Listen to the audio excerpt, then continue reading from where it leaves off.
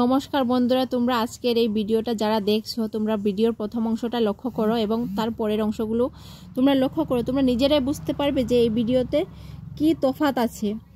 গতকাল 31শে জানুয়ারি নদিয়া জেলার হরিণঘাটা ব্লকের অন্তর্গত দাসদিয়া মোড়ের যে বাস স্ট্যান্ড বা যাত্রী প্রতীক্ষালয়ে আছে সেখানে কয়েকজন শহীদ বিপ্লবী যেমন ক্ষুদিরাম বসু, নেতাজি সুভাষচন্দ্র বসু, ভগৎ সিং সহ আরও অন্যান্য শহীদ বিপ্লবীদের ছবি দেয়ালের গায়ে লাগানো ছিল। আর সেই ছবিগুলো কে বা কারা যেন ছিঁড়ে ফেলে দেয় নর্দমায় এবং ওইখানকার ইলেকট্রিক ভাল্ব ভেঙে নষ্ট করে দেয়।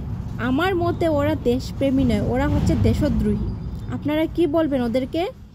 যে মনীষীদের জন্য, যে শহীদ বিপ্লবীদের জন্য আমরা স্বাধীন হয়েছি, স্বাধীন ভারতবর্ষ পেয়েছি, সেই মনীষীদের ছবি কোথায় আমরা পুজো করব? তা না করে কিছু মানুষরূপী জানোয়ার এই মনীষীদের, এই শহীদ বিপ্লবীদের ছবি ছিঁড়ে ফেলে দিচ্ছে নর্দমায়।